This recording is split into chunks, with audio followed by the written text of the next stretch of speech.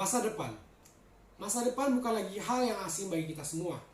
Masa depan merupakan hal yang paling kita nantikan dan mimpi kita semua sejak kita masih kecil.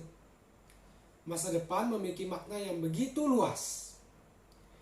Berbicara soal masa depan, tak ada satu orang pun yang tahu pasti. Karena itu, kita dapat bermimpi setinggi mungkin. Dan masa depan bukanlah hal yang dapat kita pandang dengan sebelah mata. Saya percaya bahwa setiap dari kita memiliki masa depan dan panggilannya masing-masing. Tapi sebelum kita menginjak tahap tersebut, ada sebuah proses yang perlu kita lalui, yaitu badai hidup yang berusaha mendewasakan dan membentuk setiap aspek dalam diri kita. Saat kita baru mengenal cita-cita, pasti kita akan memilih cita-cita yang menarik perhatian kita pada saat itu. Namun, di balik semua pilihan itu, kita belum mengerti apa arti dari cita-cita yang sebenarnya.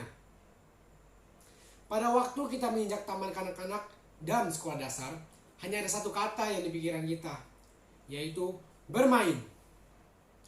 Namun seiring berjalannya waktu, kita mulai bertanya-tanya kepada diri kita sendiri. Kelak besar nanti, aku ingin jadi orang yang seperti apa?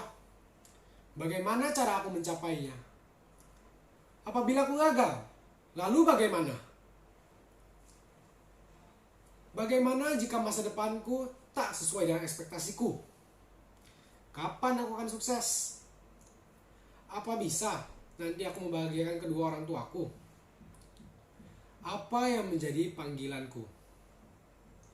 Ketika besar nanti, semua pertanyaan itu akan didasari oleh kata-kata, aku takut, aku pasti akan gagal.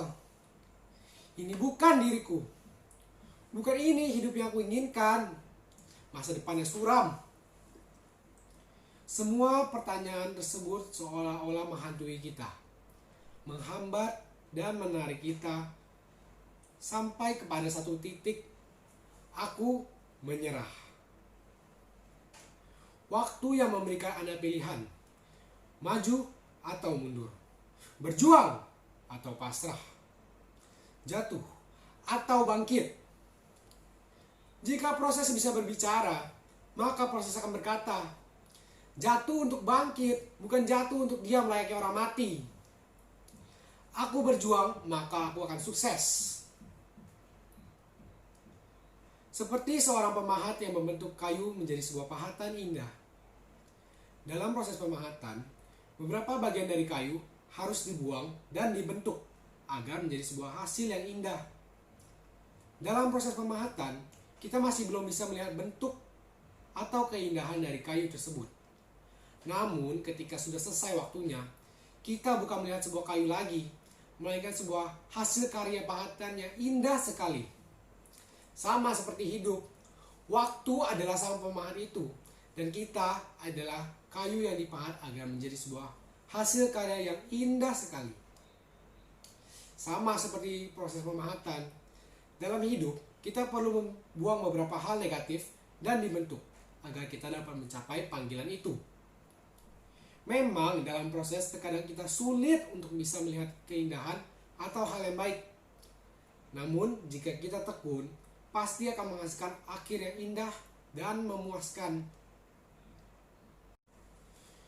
Aku kaya, maka aku sukses. Begitulah yang dipikirkan banyak orang.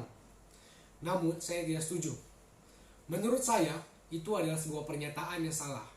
Menurut saya, sukses bukan soal kaya atau miskin, populer atau tidak, naik mobil atau naik motor. Sukses adalah di mana kita dapat keluar dari pagar-pagar yang membatasi kita dan berkata, aku berhasil. Dari situlah Anda dapat mengerti bahwa Tuhan memberikan waktu dalam proses, di saat, dan di porsi yang tepat. Karena saya dan Anda hanya manusia biasa yang sebenarnya tidak tahu pasti di mana batas kemampuan kita.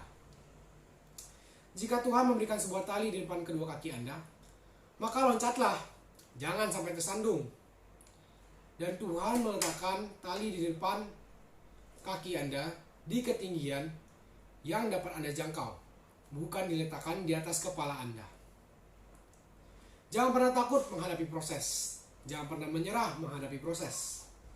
Kita ini sebuah kayu yang dipahat dan dibentuk agar menjadi sebuah karya yang indah. Mari kita menyambut masa depan. Sekian, terima kasih.